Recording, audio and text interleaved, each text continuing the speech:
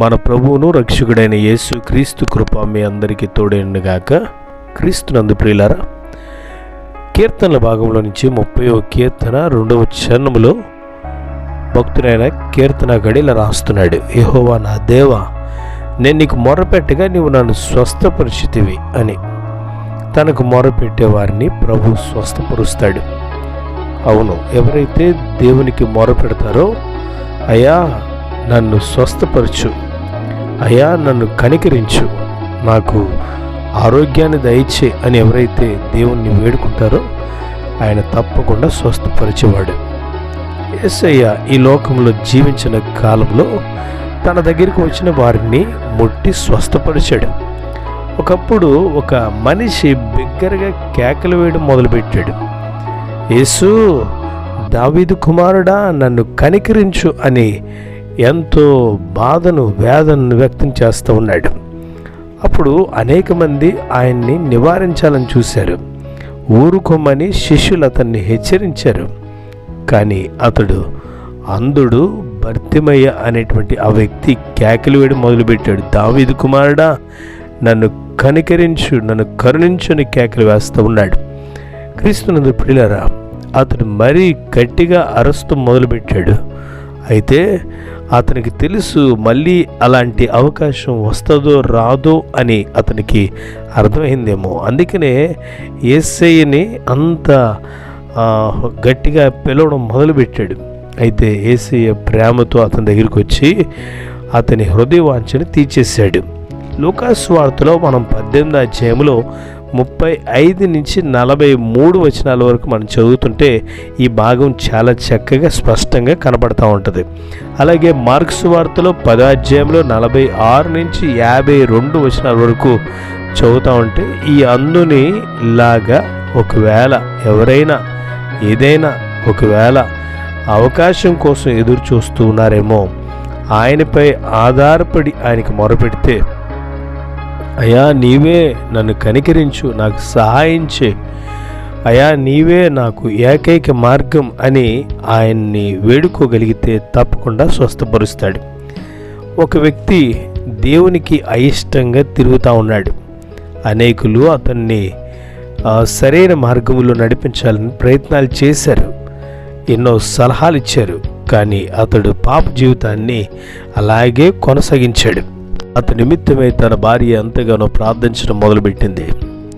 ఆమె అతని హృదయ పరివర్తన కోసం సహనంతో ప్రార్థించింది. అయ్యా నా భర్తను మార్చు, నా భర్త హృదయంలో కార్యమును జరిగించయ్యా అని ఎంతో కన్నీరు కారుస్తూ ఉండేది. కానీ ఆమె ప్రార్థించడానికి కూడా అతను సమ్మతించకపోయేవాడు. అతడు దేవుని సేవకుల్ని విశ్వాసులను కూడా క్షోభ పెడుతూ ఆనందించేవాడు.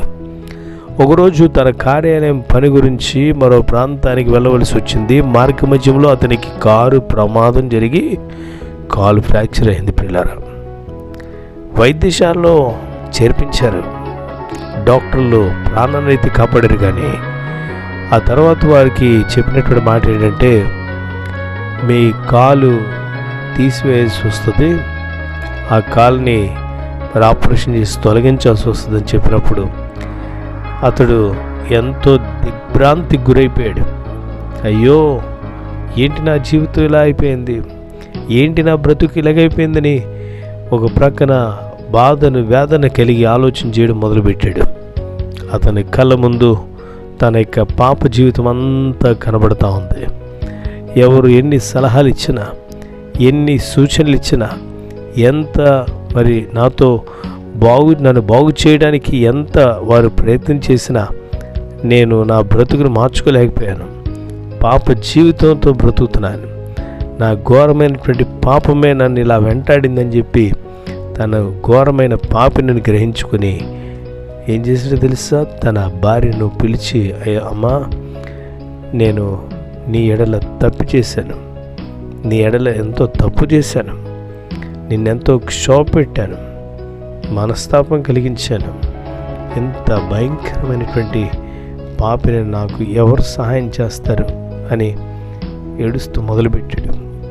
చాలామంది మంచి క్రైస్తవులు అతని దగ్గరికి వెళ్ళి ప్రార్థించడం మొదలుపెట్టారు. తన భార్య కన్నీటి ప్రార్థన, అనేకుల ప్రార్థన, అతడు తన పాపాన్ని ఒప్పుకొని విడిచిపెట్టి దేవుని కనికరము కొరకే ప్రార్థించడం మొదలుపెట్టినప్పుడు డాక్టర్లు అతన్ని టెస్ట్ చేసి మళ్ళా తర్వాత చెప్పిన మాట ఏంటో తెలుసా? మరి మీకు కాలు తీయవలసిన పనేమీ లేదు, పర్లేదు, తప్పకుండా అది తగ్గిపోద్ది అని ఎంతో ధైర్యాన్ని నింపారు. అతడు వెంటనే కాలు బాగుపడిద్ది అనేటువంటి నమ్మికతో దేవుని సన్నిధిలో స్తుతించడం మొదలుపెట్టాడు. తాను ఎంతగానో దేవుణ్ణి మహింపరచడం మొదలుపెట్టాడు. అతడి కాలు పూర్తిగా బాగైపోయింది. అతని జీవితంలో దైవాశీర్వాదాలు కూడా ఎన్నో లభించాయి ప్రియులారా. నిజంగా అతని జీవితం అనేక మందికి మరి మార్గాన్ని, రక్షణ సూచనలు ఆయన కలిగించినట్లుగా మనం చూస్తూ ఉన్నాం. అతడు స్వస్థత పొందిన తరువాత దేవునిలో ఎంతగానో సంతోషించాడు. తనకు మొరపెట్టు వారిని ఆయన స్వస్థపరుస్తాడు. నువ్వు ప్రార్థన చేయి, ప్రభువా ఈ సమయంలో నన్ను స్వస్థపరచు, నా ప్రార్థన ఆలకించు, నా కుటుంబాన్ని బాగు చేయి అని దేవుణ్ణి వేడుకోగలిగితే తప్పకుండా నీకు మేలు చేస్తాడు. దేవుడి మాటలు మీ ఉనికిలో దీవించి ఆశీర్వదించునుగాక. ఆమేన్.